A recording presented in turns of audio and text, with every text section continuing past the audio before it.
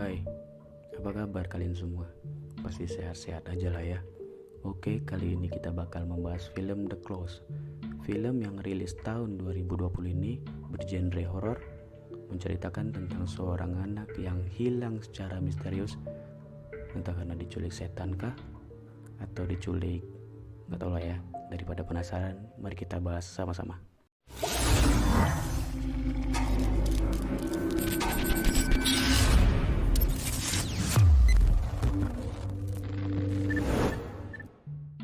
Film diawali tentang seorang pria yang berprofesi sebagai arsitek bernama Sang-won yang baru saja kehilangan istrinya akibat kecelakaan mobil. Sekarang ia tinggal berdua dengan putri semata wayangnya yang bernama Yina. Ayah dan anak ini tidak begitu dekat karena ayahnya selalu mengutamakan kerjaan dan menomorduakan keluarganya.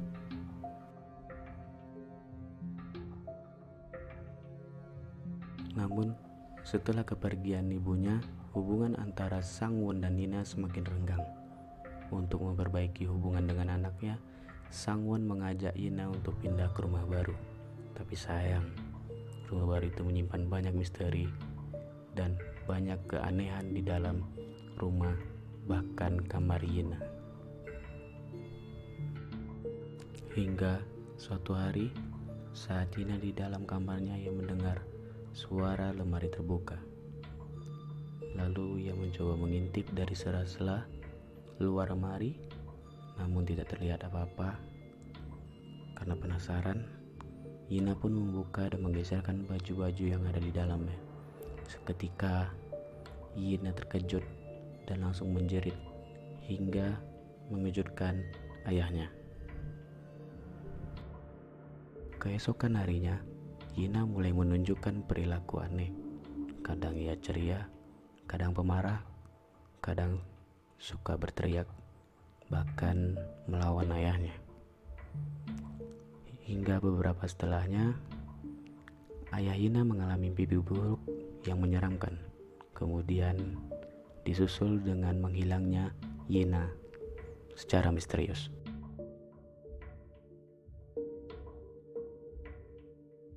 Berbagai cara dilakukan ayahnya untuk menemukan putri semata wayangnya, mulai dari menyebarkan brosur hingga membuat iklan di internet, bahkan di televisi. Hingga pada suatu hari, Sang-won bertemu dengan Kyung-hun, seorang laki-laki misterius yang sering mencari anak yang hilang, dan ia mengaku mengetahui kemana Yina hilang. Ia juga mengatakan kalau kunci untuk menemukan Nina adalah lemari yang ada di dalam kamarnya. Sang-won yang terbiasa dengan berpikiran yang logis, kini ia mulai putus asa dan ia pun berani untuk mencobanya. Kemudian Kyung-hun melakukan berbagai cara dengan memasang berbagai alat di depan lemari, bahkan kamarnya. Saat lemari Yina dibuka, betapa terkejutnya mereka. Banyak hantu anak-anak kecil di dalamnya. Dari semua hantu yang ada satu sosok hantu anak kecil perempuan yang begitu kuat.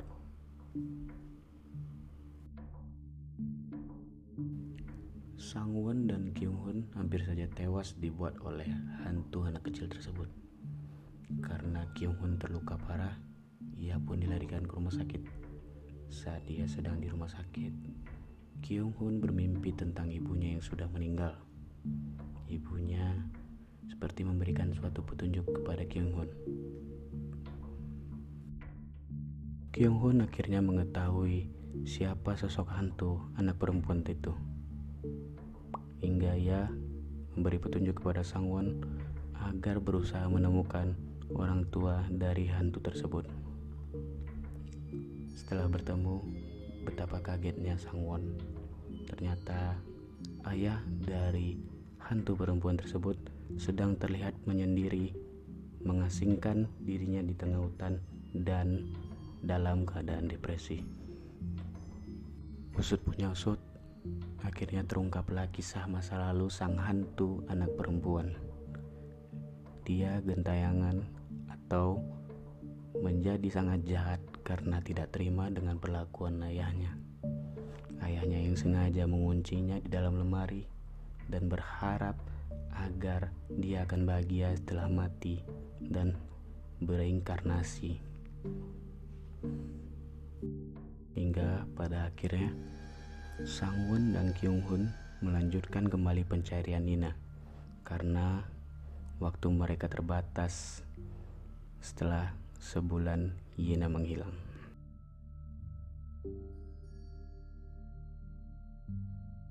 Tibalah waktunya di mana Kyung-hun melakukan ritual kembali dan menyuruh Sang-won masuk ke dalam lemari. Sang-won pun sampai ke tempat di mana untuk mencari Yina.